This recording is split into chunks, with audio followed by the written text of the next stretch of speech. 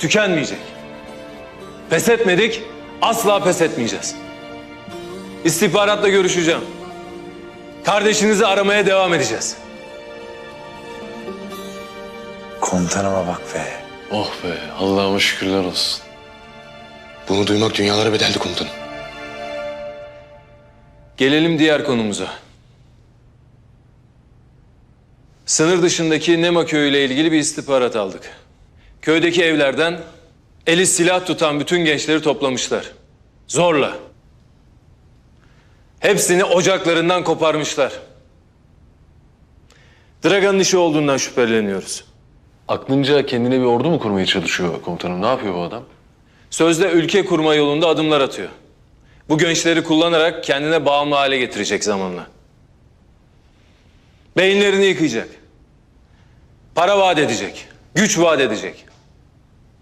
Aklınca özgürlük vaat edecek. Yabancı basına sözde ordusunu tanıtacak. Sonra da meşruiyet kazanacak hesapta. En tehlikelisi de bu zaten. Bunu başarmasına engel olmalıyız. Önceliğimiz ailelerinden koparılan bu gençler. Yarın sabah çıkıp bölgeye gideceksiniz. Aileleriyle konuşun. Yerlerine dair bir duyumları var mı öğrenin. Onlara destek olun. Beyler, bu gençlerin beyinleri yıkanmadan bulup ailelerine teslim etmemiz lazım. Anlaşıldı mı? Emredersiniz komutanım. Usta bak diyorum gidelim gebertelim şu kadını. Bak başımıza iş atacak her lağımdan bu kadın çıkıyor. Öldürmesek bile ziyaret etmek zorunda olduğumuz kesin. O iş bende usta. Anlayacağı dilden konuşacağım.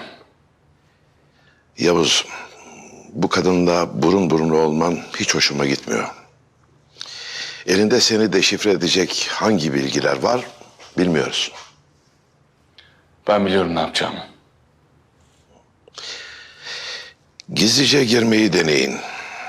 Elinde ne bilgiler var öğrenelim. Ona göre bir harekat planı yaparız. Usta bana uyar. Komutanım bu sefer tek başına gitmeyeceksin değil mi? Peki tamam, öyle olsun. Biz bunu ne yapacağız peki? Bu elimize kalsın. Linda bunun için peşimize adam taktığına göre önemli biri. İşimize yarayacaktır.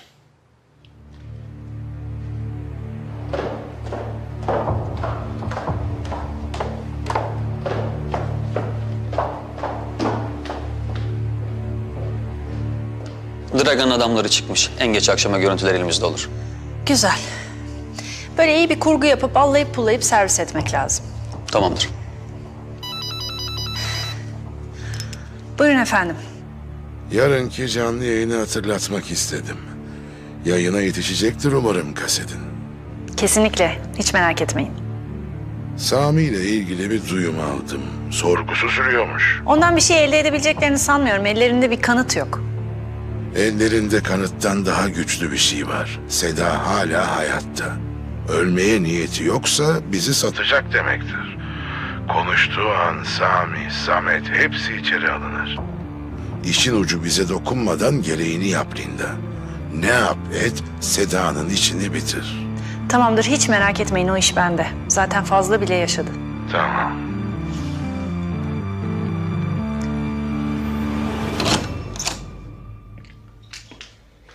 Nasılsınız Seda Hanım? İyi bakıyorlar mı burada size? Buradan çıkmak istiyorum. Sen zaten cehennemin dibindesin. Buradan çıksan ne olacak? Konuşmamın şartı isteklerimi yerine getirmeniz. Buradan çıkmak istiyorum. Beni korumanızı istiyorum. Öyle vermeden almak var mı ya? Hı? Önce sen bize elindekileri vereceksin. Sonra biz senin isteklerini değerlendireceğiz. Sen o sırada uslu uslu bekleyeceksin. Ne var elinde söyle. Belgeler var. Deliller güvenli bir odada. Beni buradan çıkarmazsanız size onları veremem. Parmak izim olmadan, katmanlı şifreler girmeden açılmaz. Önce sen bize burası neresiyse adres söyleyeceksin. Biz söylediklerini teyit edeceğiz. Sonra mekanın güvenliğini sağlayacağız. Ha yok dersen buradan sana çıkış yok. Anladın mı? Tamam. Anlaştık. Bu çok iyi oldu. Ellerinde ne var ne yok alacağız demektir. Aynen öyle. Ama önce mekanı teyit edelim. Aynen. Vaktin var mı? Yemek yiyelim mi?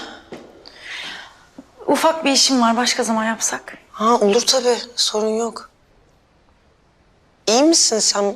Bir sıkıntı yok değil mi? İyiyim iyiyim. Her şey yolunda. Görüşürüz. Görüşürüz.